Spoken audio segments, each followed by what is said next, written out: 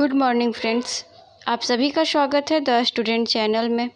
जैसा कि हमने पिछले वीडियो में जाना था अभिप्रेरणा और उसके प्रकार के बारे में, आज हम जानेंगे अभिप्रेरणा के चक्र के बारे में, जिसे हम इंग्लिश में मोटिवेशन साइकिल कहते हैं। तो पहला चक्र है आवश्यकता, जिसे नीड्स कहते हैं, और दूसरा है अंतर्नोद, जिसे ड्राइव कहते हैं, और तीसरा है लक्ष्य निर्देशित व्यवहार, जिसे हम इंग्लिश में गोल डायरेक्टेड बिहेवियर कहते हैं, और चौथा है इंसेंटिव, जिसे हम हिंदी में प्रोत्साहन कहते हैं। तो अभिप्रेरणा के कुल 4 चक्र होते हैं। तो चलिए हम जानते हैं इनके बारे में एक एक करके। अभिप्रेरणा के कुल 4 चक्र होते हैं, जिसमें पहला है आवश्यकता, नीड्स। आवश्यकता 2 प्रकार के होते हैं, पहला शारीरिक आवश्यकता और दूसरा है सामाजिक आवश्यकता। शारीरिक आवश्यकता जैसे कि हम सभी जानते हैं कि रोटी, कपड़ा, मकान हम सभी के लिए आवश्यक है। भोजन, कपड़ा, पानी, आवास, ये सारा क्या है, हम सभी के लिए आवश्यक है। जब इंसान भूखा रहता है तो उसे भोजन की आवश्यकता होती है। सबसे पहले उसे भोजन की आवश्यकता होती है, कपड़े की आवश्यकता होती है, उसके बाद विश्राम करने के लिए घर की आवश्यकता होती है।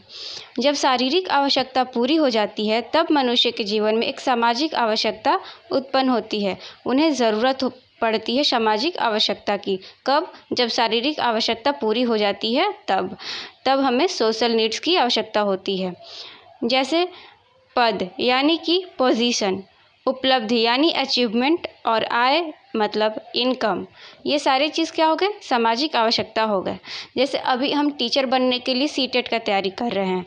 क्यों कर रहे हैं? क्योंकि हमें टीचर बनना है। तो हमारे पास भोजन भी है, हम पर्याप्त मात्रा में भोजन भी कर लेते हैं, रहने के लिए जगह भी है। हमारी शारीरिक आवश्यकता पूरी हो चुकी है, तभी हम क्या कर रहे हैं, सामाजिक आवश्यकता हमारे पास आवश्यक हो चुकी है। हम भी एक समाज में अपना नाम बनाना चाहते हैं, अपना पहचान बनाना चाहते हैं। क्या एक गरीब आदमी, एक भूखा व्यक्ति ये सोचता है कि हमें समाज में अपना नाम बनाना है, अपनी पहचान बनाना है? नहीं। क्यों? क्योंकि उसकी आवश्यकता उस वक्त क्या है, भोजन है। जब तक वो भोजन नहीं कर लेता, उसका पेट नहीं भर जाता, तब तक वो दूसरे विषय में नहीं सोचता है। तो जब हमारा शारीरिक आवश्यकता पूरी हो जाती है तब हमारी सामाजिक आवश्यकता जो है वो उत्पन्न होती है। तब हम क्या करते हैं, अपना समाज में पहचान बनाना चाहते हैं, अपना नाम बनाना चाहते हैं, एक समाज का सदस्य बनना चाहते हैं।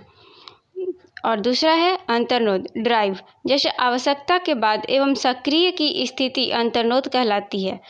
जैसे भूख लगने पर भोजन बनाने के काम को शुरुआत कर देना। जैसे इंसान को भूख लगता है तो वो क्या करता है, एक्टिव हो जाता है कि हमें भूख लगी है तो अभी हमें खाना बनाना पड़ेगा, या खाना कहीं से भोजन की तलाश में लग जाता है। घर पे सब्ज़ी नहीं है, अरे यार सब्ज़ी लाना है, सब्ज़ी काटना है, उसके बाद क्या करना है, उसे उबालना है, बनाना है, रोटी बनाना है, जो भी वो खाता है। अभी हम सीटेट का तैयारी कर रहे हैं और सीटेट के एग्ज़ाम फाइनल एग्ज़ाम होने तक हमारे बीच क्या रहेगा, एक मानसिक तनाव बना रहेगा कि हमें किस तरीके से मैं पढूं कि हमारा जो एग्ज़ाम है वो पास हो जाए। तो हम अभी क्या है, एक्टिव है पढ़ने के लिए। क्यों एक्टिव है पढ़ने के लिए? क्योंकि हमें एग्ज़ाम पास करना है।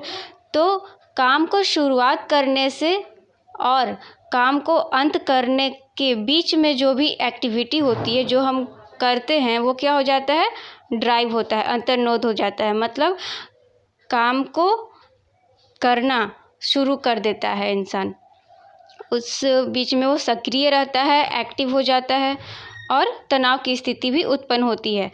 तो क्या हो गया, ड्राइव हो गया, अंतर्नोद हो गया। अब तीसरा है लक्ष्य निर्देशित व्यवहार। जैसे सकारात्मक परिणाम आने पर आत्मविश्वास बढ़ना एवं कार्य करने में तीव्रता आना। जैसे अभी हम सीटेट का तैयारी कर रहे हैं और बहुत मेहनत कर रहे हैं, और जब हम घर पे प्रैक्टिस सेट मारते हैं तो उसमें मेरा 90 आता है, मिनिमम 90 आता है। तो हम क्या होते हैं, एक तरीके से कॉन्फिडेंस हमारे अंदर आता है कि हाँ चलो अभी हम और मेहनत करेंगे तो अच्छा मार्क्स आएगा और हम पास हो जाएंगे। तो वो हमारा आत्मविश्वास क्या हुआ, बढ़ा। फिर हम नेक्स्ट टाइम फिर से प्रैक्टिस सेट मारेंगे तो क्या होगा, 100+ चला जाता है। तो और ज़्यादा हमारा कॉन्फिडेंस बढ़ेगा कि अब तो हर हाल में मेरा एग्ज़ाम निकल जाएगा। और जब फाइनल एग्ज़ाम होता है सीटेट का, और तब हम उसमें पास हो जाते हैं, क्वालिफाई हो जाते हैं, तो हमारा जो भी आवश्यकता थी वो क्या हो गई, पूरी हो गई और हमारी आत्मविश्वास बढ़ जाता है। तो वही कह रहा है कि जैसा हमारा लक्ष्य होता है उसका जो भी परिणाम आता है, जैसे हम बहुत ज़्यादा मेहनत किए हैं और हम पास हो गए तो हम क्या करेंगे, खुश होंगे, हमारा कॉन्फिडेंस क्या होगा, बढ़ेगा। लेकिन वहीं हम रात दिन एक करके 24 घंटे एक करके हम पढ़ाई करते हैं, उसके बाद भी हमारा परिणाम, हमारा रिज़ल्ट जो है वो उतना नहीं आता है, हम क्वालिफ़ाई नहीं हो पाते हैं, तो क्या होगा, हमारा कॉन्फिडेंस घट जाएगा और कहीं न कहीं बहुत से बच्चे क्या हो जाते हैं, कुंठित हो जाते हैं। उनको लगता है यार अब मुझसे नहीं हो पाएगा। तो जैसा रिज़ल्ट आता है वैसा क्या होता है, इंसान का व्यवहार होता है। चौथा है प्रोत्साहन, इंसेंटिव। मतलब वह स्थिति, वस्तु या कथन जिसमें आवश्यकता की पूर्ति होती है। जब हमारी आवश्यकता जो होती है, जैसे हमने कहा ना कि हमें पास होना है किसमें, सीटेट के एग्ज़ाम में, जब हम पास हो जाएंगे तो हमारा एक तरह से क्या होगा, हम मोटिवेटेड होंगे, हमें प्रोत्साहन मिलेगा कि हाँ हम आगे भी कुछ कर सकते हैं। तो यही हो गया क्या, प्रोत्साहन।